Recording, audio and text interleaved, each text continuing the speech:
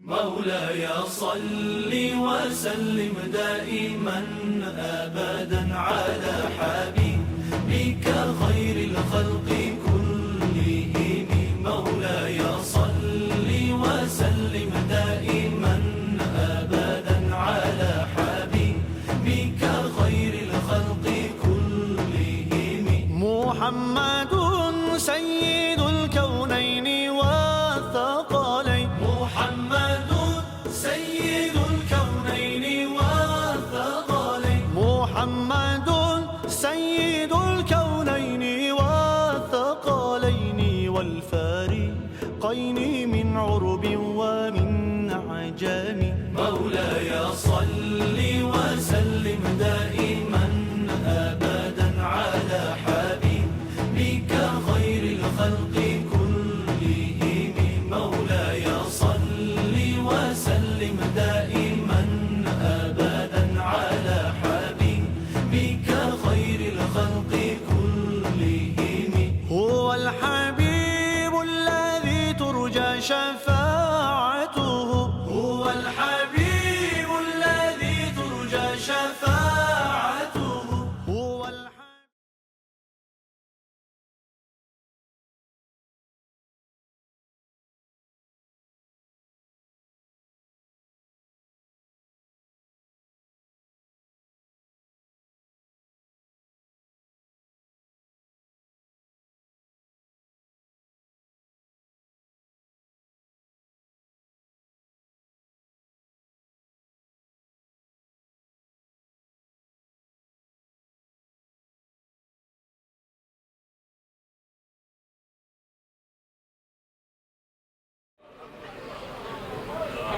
الحمد لله الذي فضل سيدنا ومولانا محمدا صلى الله عليه وسلم على العالمين جميعا وأقامه يوم القيامة للمذنبين المتلبسين بالخطائين الهالكين شفيعا. فصلى الله تعالى عليه وعلى كل من هو محبوب مرضي لديه صلاة تبقى وتدوم بدوام الملك الحي القيوم. ونشهد أن لا إله إلا الله وحده لا شريك له ونشهد أن سيدنا ومولانا محمدا عبده ورسوله. أما بعد فأعوذ بالله من الشيطان الرجيم. بسم الله الرحمن الرحيم. شهر رمضان الذي أنزل فيه القرآن صدق الله العلي العظيم. علماء بارکات، عزیزان ملت اسلامیہ، قابل احترام بزرگوں، عزیز بچوں، معتکفین حضرات، ہم اور آپ انتہائی احترام و عقیدت کے ساتھ اپنے اور ساری کائنات کے مرکز عقیدت آقائے دو جہاں حضور رحمت عالم تاجدار مدینہ سرور کائنات محمد رسول اللہ ارواحنا فدا صلی اللہ علیہ وسلم کی بارگاہ بیگس پناہ میں درود پاک کی نظریں پیش کر لیں. اللہم صلی علی سیدنا مولانا محمد معدن الجود والکرم منبعِ العلم والحکم والحکم وآلہ وآلہ وسلم. صلاۃ و سلام علیک یا رسول اللہ. صلاۃ و سلام علیک یا حبیب اللہ. آج کی یہ بات مختلف حیثیات کی حامل ہے. ابھی میں نے ان بچوں کو دیکھا جن کے سروں پر آپ نے دستار حفظ رکھی ہے. خدائے قدیر و جبار ان کے سینوں کو صبح قیامت تک قرآن عظیم کی امانتوں کو محفوظ رکھنے کی توفیق کامل سے نوازے. یہ رات رمضان پاک کی ایک مقدس رات ہے اور بڑا گہرا تعلق ہے رمضان پاک کا قرآن عظیم سے. اللہ کی مقدس کتاب اسی بابرکت اور عظیم مہینے میں نازل ہوئی. جیسا کہ قرآن عظیم خود ارشاد فرماتا ہے رمضان کا مہینہ وہ ہے کہ جس میں قرآن عظیم نازل ہوا، اللہ کی کتاب نازل ہوئی. ظاہر ہے کہ رمضان پاک کی اور دوسری بے شمار خصوصیات نہ بھی ہوتی تو رمضان پاک کو ہم کبھی فراموش نہیں کر سکتے تھے. نزول قرآن کے سالگرہ دنیا میں جب بھی کسی قوم کو کوئی نعمت ملتی ہے تو نعمت کا وہ دن وہ قوم کبھی فراموش نہیں کر سکتی۔ ایک ایسی قوم کا تصور کیجئے جو کسی دستور اور ضابطے سے بے نیاز جنگل کی سی زندگی گزار رہی تھی، پھر اس نے وحشت سے مدنیت کی طرف ایک قدم رکھا اور مدنی تبع افراد نے مل کر کے ایک قانون بنایا کہ آج کے بعد ہم نے جنگل کے قانون کو خیر بات کہہ دیا ہے اور اب ہم ایک متمدن اور مہذب زندگی گزارنا چاہتے ہیں۔ جس روز قانون کی مدافعات پاس ہوئی ہیں، صبح قیامت کا جو مہذب قوم اپنے اس دن کو یوم قانون کے نام سے یاد کرے گی، اسے منانے کا حق ہے۔ ایک ایسی قوم کا تصور کیجئے کہ جس قوم کو مدتوں سے غلامی کی زنجیروں میں جکڑا گیا تھا اور تہ در تہ غلامیوں کی وزنی زنجیروں میں اس کا وجود سسک رہا تھا کہ اچانک وہی پابند رسن افراد میں ایک بیدار ضمیر اور حریت فکر و نظر کا حامل پیدا ہوا۔ اس نے غلاموں کو جھنجھوڑا، ان کے ضمیر کی آزادی کی قیمت کا تعین کیا اس نے اور کہا کہ تم بھی انسان ہو، تم جیسے دوسرے انسانوں کو حق نہیں ہے کہ تمہارے پیروں کو پابند سلاسل کر سکیں، اس لیے قفس نصیب طائرو، یہ اتنی بے حسی ہے کیوں، پروں پہ اڑ چلو قفس کی تینیاں لیے ہوئے۔ زنجیریں کھنکھنائی، در و دیوار زندان کے گونج اٹھے اور پھر دیواروں میں زنجیریں توڑی اور آزاد ہو گئے۔ جس روز انہوں نے غلامی کی زنجیریں توڑی تھی اور جس روز انہوں نے اپنے ان باطل آقاؤں کو اپنی حریت کا سبق دیا تھا، وہ دن یوم حریت کے نام سے صبح قیامت تک یاد کیا جائے گا اور اسے حق ہے اس قوم کو یاد کرے۔ ایک ایسی قوم کا تصور کیجئے کہ جس نے ایک نظریاتی مملکت کے حصول کے لیے ایک قرارداد پاس کی اور پھر اس نے وہ نظریاتی مملکت حاصل بھی کر لی۔ وہ دنیا کے خطے میں ایک نئی اور انوکھی قوم تھی کہ دنیا میں جتنے بھی ممالک تشکیل پا رہے تھے وہ سرحدیں ان کی قائم یا تو پہاڑوں کی بنیاد پر تھی یا دریاؤں کی بنیاد پر تھی، یا جغرافیائی خطوں کی بنیاد پر تھی، یا زبان کی بنیاد پر تھی، یا رنگ کی بنیاد پر تھی، یا نسل کی بنیاد پر تھی، یا علاقے کی بنیاد پر تھی، یا تو طبعی بنیادوں پر تقسیم ہو گئی تھی زمین کی، یا پھر انہوں نے بعض ذہنی بنیادوں پر اس کی تقسیم کر ڈالی۔ لیکن ایک نئی مملکت اس کرۂ زمین پر وجود پذیر ہو رہی تھی کہ جس کی سرحدیں قرآنی خطوط کے اوپر رکھی گئی تھی اور جس کی سرحدیں کسی اور جغرافیائی اور طبعی حالات کے اوپر نہیں رکھی گئی تھی۔ جب وہ قرارداد پاس ہوئی تو آج تک اس قوم کو یہ حق حاصل ہے کہ جب بھی اس قرارداد کے ایام آئے تو اسے منائے بھی اور اسے یاد بھی رکھے۔ میرے عزیز، ایک بہت بڑا بر اعظم ہے جسے ہم سیاہ بر اعظم کے نام سے یاد کرتے ہیں، تاریخ بر اعظم، کالا بر اعظم، جہاں جنگلوں کا کالا پن بھی ہے اور چہروں کی سیاہی بھی موجود ہے۔ وہاں مدتوں تک سفید سامراج نے غلامی کی زنجیروں میں اس کالے سامراج کو جکڑے رکھا، کالے عوام کو جکڑے رکھا اپنی سامراجی زنجیروں میں، لیکن پھر ان کالوں نے سوچا چہرے ہی تو سیاہ ہیں، خون کا رنگ تو سب کا ایک ہی ہے، اور پھر انہوں نے متحد ہو کر کے غلامی کی زنجیریں توڑی اور یہ طبقاتی خاتمہ کیا اور کالے خود اپنے نظام کے امین بن گئے۔ یقین مان لیجیے جس روز کالوں نے ایک نئے نظام کی بنیاد رکھی ہوگی وہ دن وہ صبح قیامت تک یاد رکھیں گے۔ تو پتہ یہ چلا کہ جن چیزوں کی یادیں منائی جاتی ہیں ان میں آزادی کی یاد منائی جاتی ہے، دستور کی یاد منائی جاتی ہے، طبقاتیت کے خاتمے کی یاد منائی جاتی ہے، کسی نئی مملکت کی تشکیل کی یاد منائی جاتی ہے، کسی قرارداد کی یاد منائی جاتی ہے۔ میں کہتا ہوں دنیا کو یہ یادیں تنہا تنہا ملی ہیں مگر قرآن عظیم کے نزول نے یہ نعمتیں ایک ساتھ ادا کر دی۔ نعرہ تکبیر، نعرہ رسالت۔ قرآن عظیم نے انسانیت کو آزاد کی ہے، قرآن عظیم نے حریت فکر و نظر دی ہے، قرآن عظیم نے دستور کی زندگی دی ہے، قرآن عظیم نے تہذیب کا سلیقہ دیا ہے، قرآن عظیم نے مملکتوں کی حدود دی ہے، قرآن عظیم نے آئین زندگی دیا ہے، قرآن عظیم نے دستور حیات دیا ہے، قرآن عظیم نے طبقاتیت کا خاتمہ کیا ہے، قرآن عظیم نے کالے اور گورے کا امتیاز مٹایا ہے، قرآن عظیم نے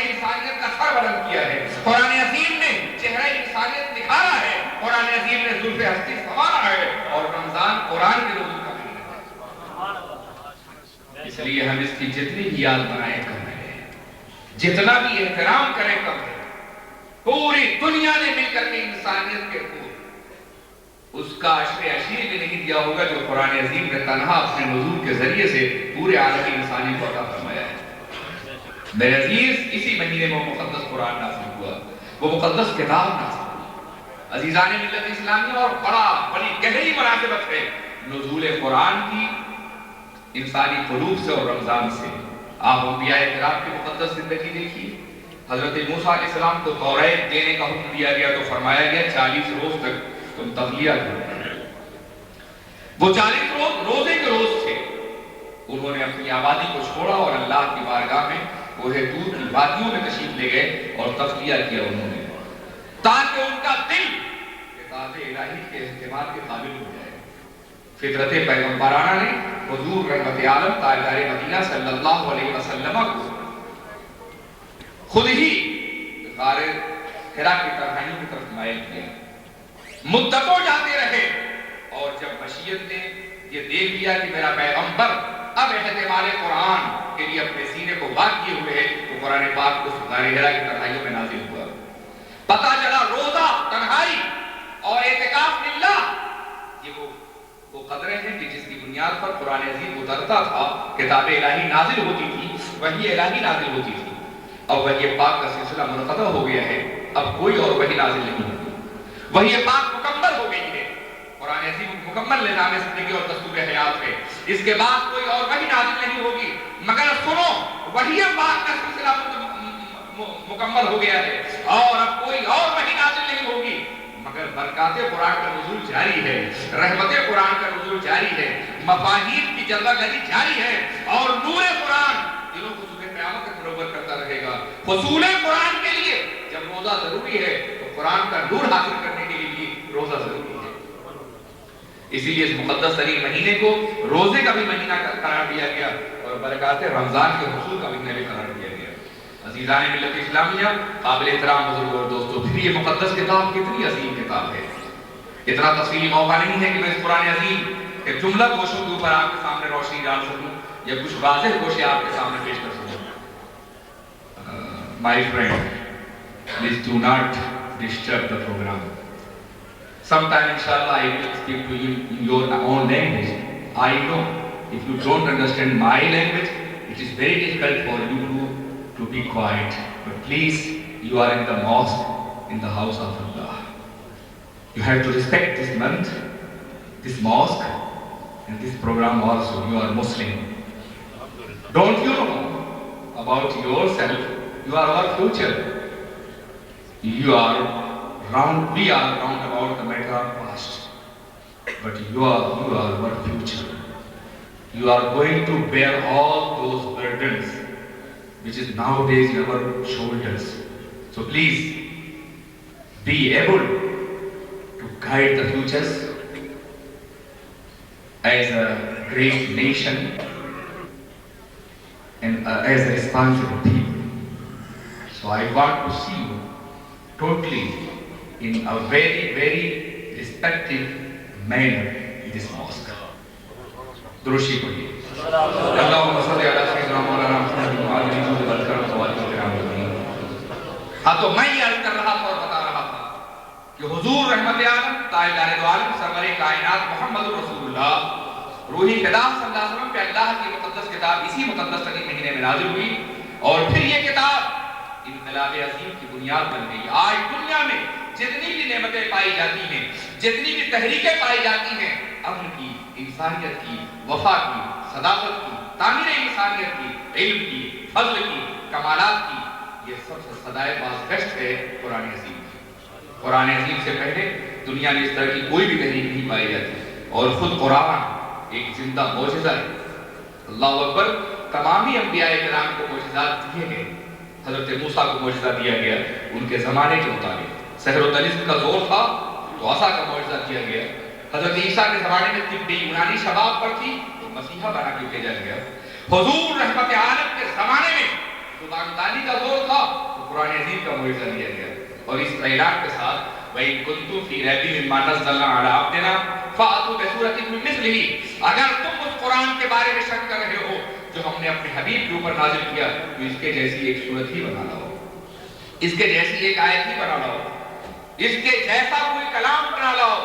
میں عرض کرنا چاہتا ہوں یہ کس کو چیلنج کیا جا رہا ہے؟ وہ قوم جو اپنے کو عرب کہتی ہے اور پوری دنیا کو عجم کہتی ہے، اپنے کو زبان دان کہتی ہے اور پوری دنیا کو گونگا کہتی ہے، اس کو کہا جا رہا ہے کہ تم اگر اپنے اللہ کے کلام کے بارے میں شک کر رہے ہو، اب تم یہ سمجھتے ہو کہ یہ پیغمبر کا کلام ہے، تو تم ان کے جیسی ایک صورت ہی بنا لو، ان کے جیسی ایک آیت ہی بنا لو۔ سنو، اللہ کی تخلیق اور انسان کی صنعت میں یہ فرق ہے کہ انسان جو بنائے گا اس کا جواب ممکن ہے۔ اگر ایک نے ہوائی جہاز بنایا تو دوسری قوم بھی بنا سکتی ہے، اگر ایک قوم ایٹم بم بنا سکتی ہے تو دوسری قوم کی بھی حق ہے کہ وہ ایٹم بم بنائے۔ دنیا کی بڑی بڑی توانائیاں اگر ایک نے صنعتی شکل میں دی ہے تو دوسری بھی دے سکتی ہے۔ یہ صنعت کا دور ہے، یہ ٹیکنالوجی کا دور ہے، یہ سائنس کا دور ہے، یہ ریس کا دور ہے۔ پوری دنیا ایک دوسرے سے آگے بڑھنے میں لگی ہوئی ہے، اس لیے انسان کا اگر کوئی چیز بنائے گا تو دوسرا بھی بنا سکتا ہے۔ مگر سنو، اللہ نے مکھی پیدا کی ہے، آج تک کوئی انسان مکھی نہیں بنا سکا ہے۔ مچھر پیدا کر دیے ہیں، آج تک کوئی انسان مچھر نہیں بنا سکا ہے۔ پتہ چلا کہ اللہ جو پیدا فرماتا ہے اس کا جواب کسی صنعت کے ذریعے سے نہیں دیا جا سکتا۔ تو جب مکھی اور مچھر کا یہ عالم ہے تو جو کلام اللہ کی عظمتوں کا حامل ہو، جب اس کو اللہ نے نازل کیا ہے تو اس کا جواب انسان کیا دے سکے گا؟ آج سے 1400 برس پہلے قرآن پاک نازل ہوا۔ میں یہ عرض کرنا چاہتا ہوں، چلو اس زمانے کے انسان نے جواب نہیں دیا، اس لیے کہ اس زمانے کا انسان اس قدر ترقی یافتہ انسان نہیں تھا جیسے آج کا انسان ہے۔ زندگی کے دائرے پھیل رہے ہیں، وسیع تر ہو رہے ہیں، زندگی کے تقاضے پھیل رہے ہیں، زندگی کے معمولات وسیع تر ہو رہے ہیں، زندگی کا معیار اونچا ہوتا جا رہا ہے۔ ان حالات میں زبانوں کے معیارات بھی اونچے ہوئے ہوں گے۔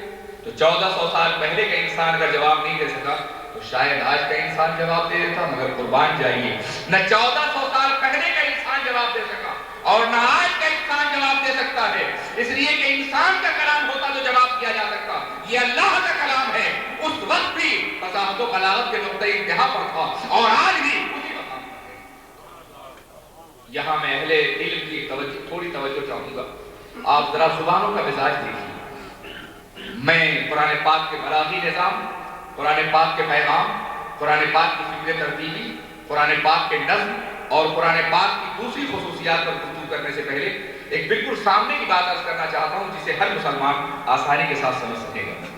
میرے عزیزو، زبان کا معاملہ یہ ہے کہ آج جو زبان فصاحت و بلاغت کے نقطۂ انتہا پر ہے، کل وہی زبان تاریخ بن جاتی ہے اور اسی زبان کی گود سے ایک نئی زبان جنم لیتی ہے جو اس سے زیادہ بلند اور عظیم ہوتی ہے، اور وہ زبان متروک ہو جاتی ہے۔ مثال کے طور پر غالب کی اردو، میر کی اردو کسی زمانے میں فصاحت و بلاغت کے نقطۂ انتہا پر تھی، لیکن آج میر کے لب و لہجے میں اگر آپ یہ کہنا چاہیں سرہانے میر کے آہستہ بولو ابھی ٹک روتے روتے سو گیا ہے، تو ٹک کہتے ہی آپ کو لوگ ٹک سے بسی سے باہر نکال دیں گے۔ یہ کب کی زبان بول رہے ہیں؟ سینکڑوں سال پرانی زبان ہے۔ یہ لب و لہجہ متروک ہو چکا ہے۔ اب یہ لب و لہجہ ادب کا معیار نہیں ہے بلکہ چھوڑا جا چکا ہے، یہ غیر فصیح ہو چکا ہے۔ کبھی یہ فصاحت تھی مگر آج یہ فصیح نہیں ہے۔ پتہ چلا کہ دنیا کی ہر زبان میں یہ ہوتا ہے۔ شیکسپیئر کی انگلش جذباتی انداز نگارش میں اپنا جواب نہیں رکھتی تھی، لیکن آج اسی لب و لہجے میں اگر بات کی جائے تو یقین مان لیجیے کہ لوگ سمجھنے میں دشواری محسوس کریں گے۔ پکتھار کا ترجمہ قرآن عظیم اپنے بچوں کو دیجیے اور جب وہ دائی اور دی وغیرہ کی تکرار دیکھتا ہے تو الجھ کے رہ جاتا ہے، اس لیے کہ یہ بائبل کی وہ پرانی زبان ہے جو پکتھار کے زمانے میں رائج تھی۔ آج زبان کا انداز بدل چکا ہے، انداز تخاطب بدل چکا ہے۔ تو میں عرض کرنا چاہتا ہوں کہ 100-150 سال تو بڑا زمانہ ہے، ہر 20-25 سال کے اندر زبان بدلتی ہے، زبان کے معیارات بدلتے ہیں، زبان کا انداز بدلتا ہے۔ تو جب دنیا کی دوسری زبانوں میں یہ تبدیلیاں ہوئی ہیں تو کیا عربی میں نہیں ہوئی ہوگی؟ عربی میں بھی یقیناً تبدیلی ہوئی ہوگی کہ جو 50 سال پہلے کی زبان تھی وہ آج کی زبان نہیں ہے۔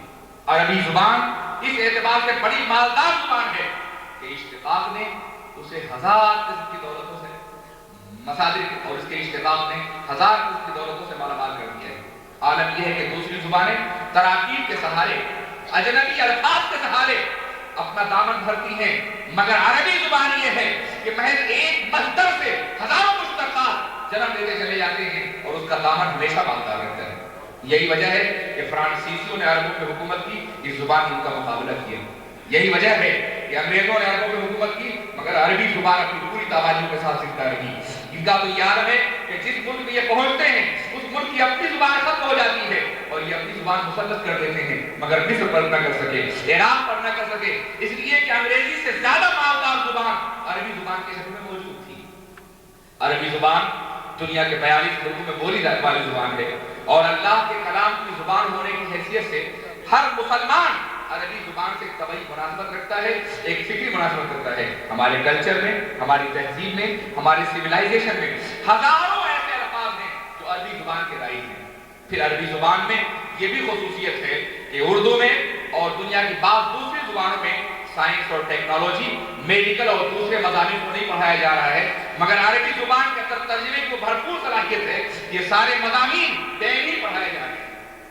عزیزان ملت اسلامیہ، جو نئی نئی مصنوعات ہوتی ہے اس میں یہ ہوتا ہے کہ جو قوم کسی چیز کو بناتی ہے اسی زبان کا لفظ لے لیتی ہے۔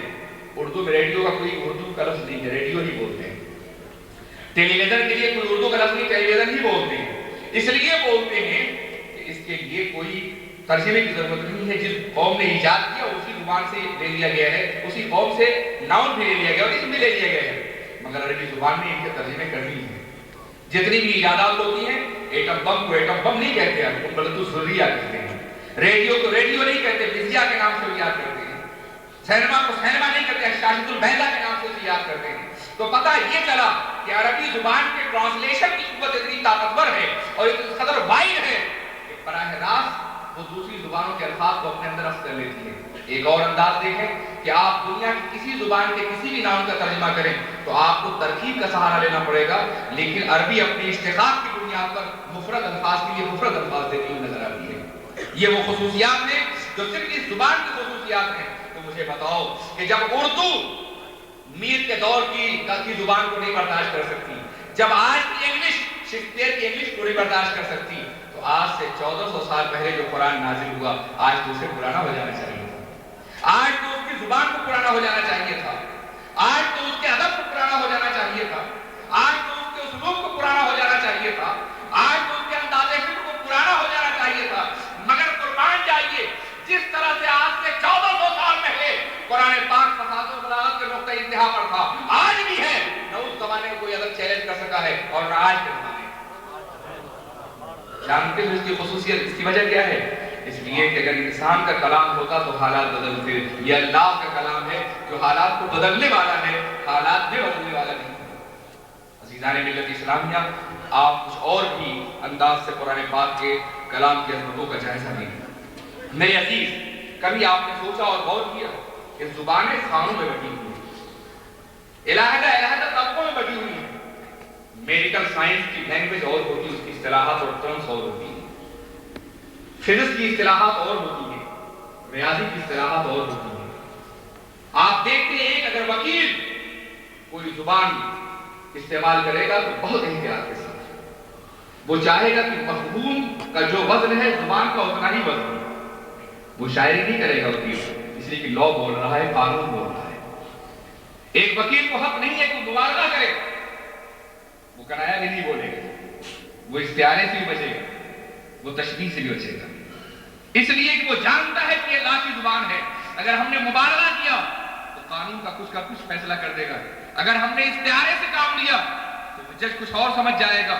اس لیے اللہ کی جو زبان ہوتی ہے وہ بڑی نبی تلی ہوتی ہے، ایک پلے پہ لفظ کو رکھیے اور ایک پلے پہ مفہوم کو، اور دونوں کو برابر ہونا چاہیے۔ قرآن قانون کی زبان ہے مگر تشبیہ کا حسن بھی ہے، استعارے کا جمال بھی ہے، مبالغے کی عظمتیں بھی ہیں اور کنایت کا حسن بھی پایا جاتا ہے۔ عجیب بات ہے، ایک قانون زندگی ہے مگر وہ تمام خوبیاں کلام کی موجود ہیں جو تمام اصناف سخن اور اصناف ادب کو حاوی ہیں۔ یہ قرآن پاک ہی کا اعجاز ہے، دنیا کی کسی اور کتاب میں نہیں مل سکتا۔ دنیا کی ہر زبان پوئٹری اور پروز، نثر اور نظم میں بٹی ہوئی ہے۔ نثر کا انداز اور ہوتا ہے اور نظم کا انداز اور ہوتا ہے۔ نثر کا دامن بڑا وسیع ہوتا ہے، نظم کا دامن بڑا تنگ ہوتا ہے، مگر نظم مؤثر زیادہ ہوتی ہے، نثر میں اثر پذیری اتنی نہیں ہوتی۔ ہمیشہ دنیا میں ہوتا رہا ہے، عربی زبان کے بارے میں ڈاکٹر طاہر حسین جیسا انسان کہتا ہے کہ دنیا میں ہر زبان کا یہ عالم ہے کہ اسے نثر و نظم میں تقسیم کیا جا سکتا ہے، مگر قرآن کا یہ اعجاز ہے کہ ہم اسے نثر بھی کہیں گے اور نظم کا کمال بھی کہیں گے۔ نظم کی تمام خوبیاں قرآن سے بیٹھے ہوئے ہیں اور نثر کی تمام وسعتیں قرآن عظیم کے اندر موجود ہیں۔ اس نے یہ بھی کہا ہے کہ ہر زبان قدیم اور جدید میں بٹی ہوئی ہے، اسے ہم پرانی زبان کہیں یا نئی زبان کہیں، لیکن قرآن عظیم کو ہم جدید اور قدیم کے پیمانوں سے نہیں ناپ سکتے۔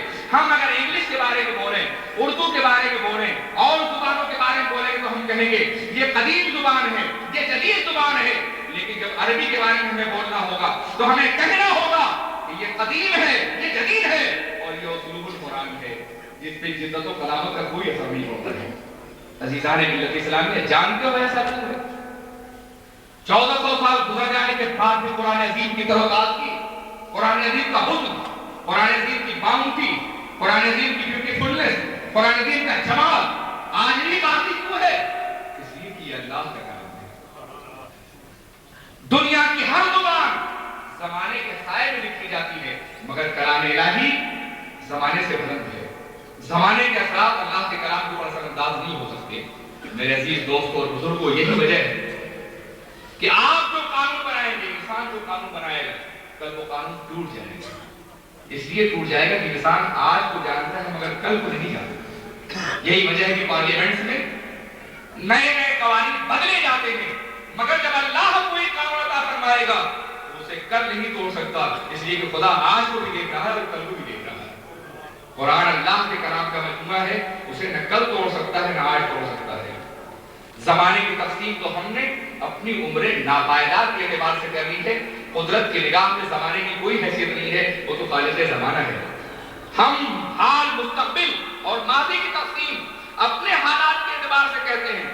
اللہ کی نگاہ میں کوئی ماضی نہیں، اللہ کی نگاہ میں کوئی مستقبل نہیں، اللہ کی نگاہ میں حال خود بے حال ہوتا ہوا نظر آتا ہے۔ اللہ کی نگاہ میں ہر زمانہ ہر وقت حاضر ہے، ہر لمحہ حاضر ہے، ہر کروٹ حاضر ہے۔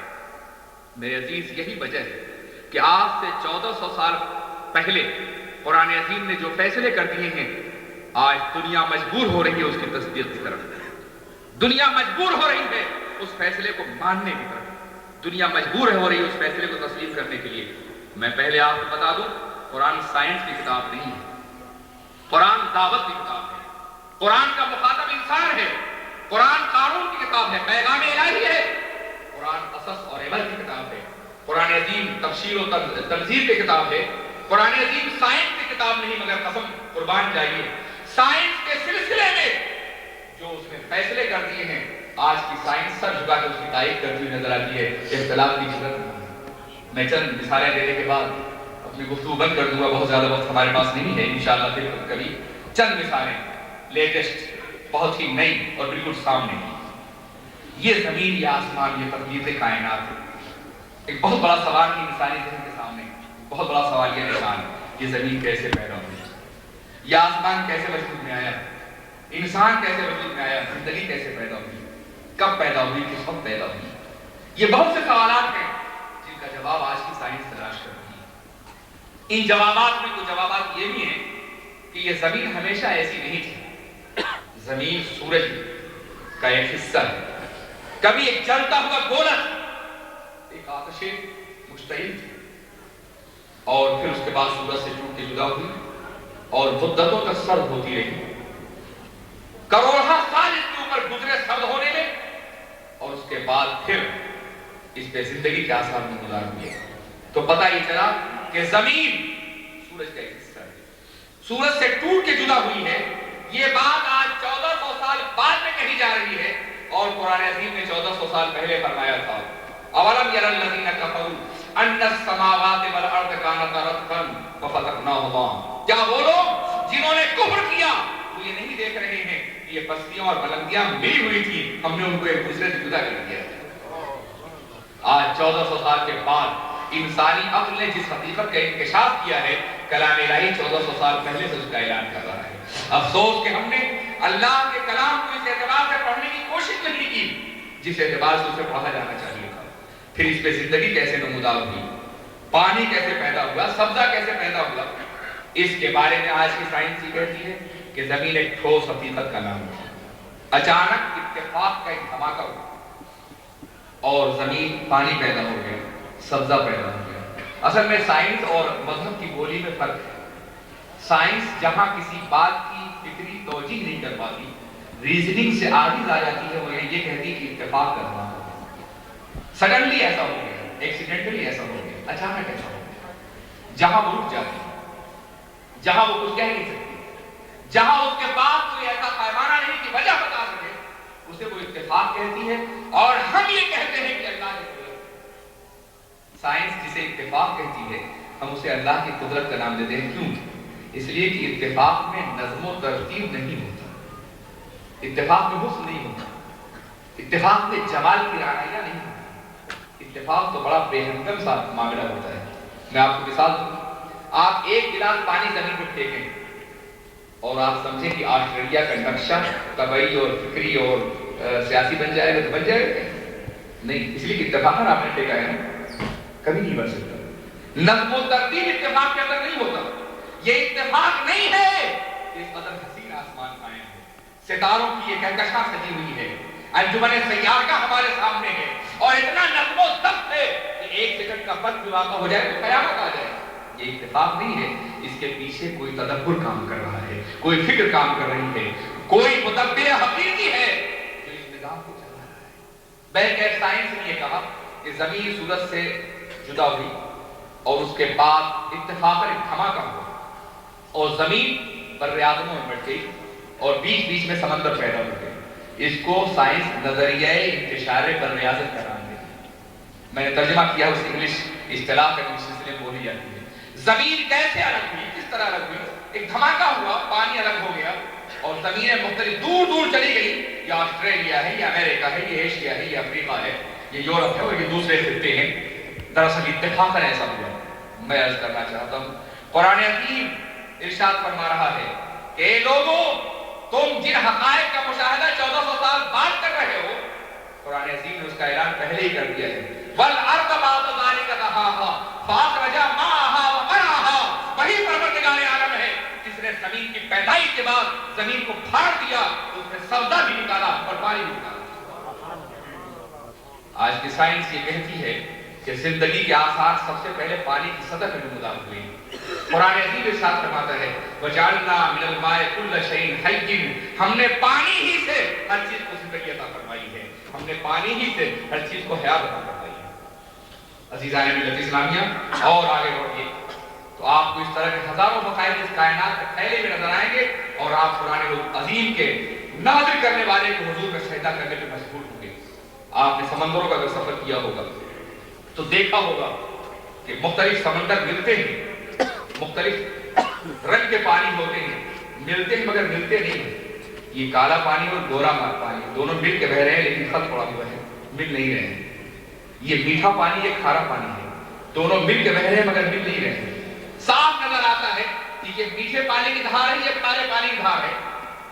یہ بحر احمر دیکھیں, بحر اسود دیکھیں, ریڈ سی دیکھیں, بلیک سی دیکھیں اور دوسرے سمندروں کا جائزہ لیں, جہاں ان کا اتصال ہوتا ہے وہاں ایک خط سب سے کم نظر آتا ہے. میں عرض کرنا چاہتا ہوں, ذرا سوچیں اور غور کریں, یہ خط کیا ہے؟ آج کی سائنس یہ کہتی ہے کہ دراصل رقیق اشیاء کے اندر سطحی تناؤ ہوتا ہے, یعنی ہر باریک چیز اپنی سطح کو سمیٹے رہنے کی صلاحیت رکھتی ہے. اس کی مثال کو یہ دیتے ہیں کہ جب دو چیزیں ایسی ہوں جن کے سیلان اور رقت بہاؤ میں فرق ہو, دونوں ملتی نہیں ہے. جیسے تیل اور پانی کو ملائی, خوب آپ اسے ملانے کی کوشش کیجیے, رات دن تیل ادھر بھاگے گا, پانی ادھر بھاگ رہا ہوگا, آپ صبح قیامت تک نہیں ملا سکیں گے. اس لیے کہ دونوں مختلف رقت ہیں, دونوں کی حیثیت الگ الگ ہے. تو کہا کہ پانی میں بھی رقتوں کا فرق ہوتا ہے. اس کی حیثیت یہ ہے کہ جس طرح سے پلاسٹک کے بوروں میں نمک بھرا جائے اور وہ بورے پائل اپ کیے جائیں اور پلاسٹک بہت ہی باریک ہو تو دور سے بورے ملے ہوئے نظر آئیں گے مگر ملے ہوئے نہیں ہوں گے. تو بالکل یہی حالت پانیوں کا بھی ہے کہ ان کے اوپر ایک سطحی تناؤ ہوتا ہے, ایک سطح ہوتی ہے جو انہیں دوسرے سے ملنے سے روک رہی ہوتی ہے. میں عرض کرنا چاہتا ہوں, سائنس نے یہ سطحی تناؤ 1400 سال کے بعد دیکھا ہے, مگر قرآن عظیم نے 1400 سال پہلے ہی ارشاد فرمایا تھا, اللہ اکبر, مرج البحرین یلتقیان, بینہما برزخ لا یبغیان، وہی پروردگار عالم ہے جس نے دو سمندروں کو ملایا ہے، وہ مل رہے ہیں مگر بیچ میں ایک آڑ رہتی ہے جو ملنے سے روک رہی ہے۔ وَهُوَ الَّذِي مَرَجَ الْبَحْرَيْنِ هَذَا عَذْبٌ فُرَاتٌ وَهَذَا مِلْحٌ أُجَاجٌ وَجَعَلَ بَيْنَهُمَا بَرْزَخًا وَحِجْرًا مَّحْجُورًا، وہی پروردگار عالم ہے جس نے دو سمندروں کو ملایا ہے، یہ بڑا گتوا ہے اور یہ بڑا قاری ہے اور بیچ میں ایک آڑ رہتی ہے جو ملنے سے روک رہی ہے۔ قرآن نے جسے آڑ کہا ہے، آج کی سائنس اسے رقیق اشیاء کا سطحی تناؤ ہے۔ عزیزان ملت اسلامیہ، قیامت آ سکتی ہے یا نہیں، یہ ایک بڑا ہی جینوین سا اور بڑا ہی عام سا کوشچن ہے جو کیا جاتا ہے۔ اسلام اور مذاہب کی تاریخ میں قیامت لابدی حقیقت ہے، ایک یقینی کیفیت کا نام ہے، آئے گی اور بلا شبہ آئے گی، ہوگی اور بلا شبہ ہوگی۔ کب یہ کوئی نہیں جانتا، آثار اور قرائن سے بتایا جا سکتا ہے کہ آ سکتی ہے اور کب آ سکتی ہے۔ قیامت آئے گی، سائنس قیامت کی قائل نہیں، اس لیے کہ قیامت کا تعلق فلسفہ ما بعد الموت سے ہے، لائف ہیئر آفٹر سے ہے، اور سائنس اس کی قائل ہی نہیں ہے، اس لیے وہ قیامت کی قائل نہیں۔ البتہ ایک بات کہتی ہے سائنس کہ اگر کبھی سیاروں کے نظام میں خلل آ جائے، ڈسٹرب ہو جائے پلینٹس کا نظام سسٹم، تو یقیناً قیامت آ سکتی ہے۔ وہ یوں سمجھاتے ہیں جس طرح سے چاند یہاں سے 2.5 لاکھ میل کے فاصلے پر ہے، زمین سے چاند کا فاصلہ 250,000 مائلز ہے یہاں سے۔ اگر چاند 50,000 میل کے فاصلے پر آ جائے تو زمین کے سمندروں میں اتنا جوار بھاٹا آئے گا، مد و جزر آ جائے گا کہ زمینیں بہہ جائیں گی، پہاڑوں کا پتہ نہیں چلے گا۔ جب 2.5 لاکھ میل کے فاصلے سے اپنی ٹھنڈی ٹھنڈی چادری ڈالتا ہے تب تو اتنا زبردست جوار بھاٹا آتا ہے، اگر 50,000 میل کے فاصلے پہ ہے تو کیا عالم ہوگا؟ تو کہہ رہے ہیں قیامت آ سکتی ہے کب؟ جب کہ سیارے قریب ہو جائیں، چاند سورج سے قریب ہو جائے، زمین چاند سے قریب ہو جائے تو قیامت آ جائے گی، ساری کائنات تباہ ہو جائے گی۔ یہ کشش ثقل ہے، گریویٹی ہے، یہ مرکز ثقل ہے جس نے پوری کائنات کو سنبھال رکھا ہے۔ میں عرض کرنا چاہتا ہوں، تم یہ کہہ رہے ہو کہ سیارے آج قریب ہو تو قیامت آئے گی، اور قرآن عظیم نے تو قیامت کی نشانی ہی بتائی ہے، یوم نطوی السماء کطی السجل للکتب، جس روز ہم آسمانوں کو طومار مارے ہوئے کاغذ کی طرح لپیٹ دیں گے، اس روز قیامت آئے گی۔ پتہ چلا سیارے قریب ہو جائیں گے۔ میرے عزیزو، قرآن عظیم علم کا بحرنا پیدا کرنا ہے، علم کا بحرنا پیدا کرنا ہے۔ جب مولا یہ کہتے ہیں کہ میں با کا نقطہ ہوں اور با کے نقطے کی تشریح کروں تو 70 اونٹوں کا بوجھ بن جائے تو ہم غلاموں کی حیثیت کیا ہوگی؟ بہر کہ مجھے خوشی ہے کہ یہ بچے حافظ ہوئے ہیں، خدا وہ وقت بھی لائے کہ ہم اسی سرزمین پہ اپنے بچوں کو عالم بنا سکیں۔ رمضان کی ساعتیں اور رمضان کی عبادتیں مبارک ہوں، قرآن پاک کی تلاوت اور قرآن پاک کا حفظ مبارک ہو۔ اللہ سب پہ اپنی نعمت اور برکت بنا۔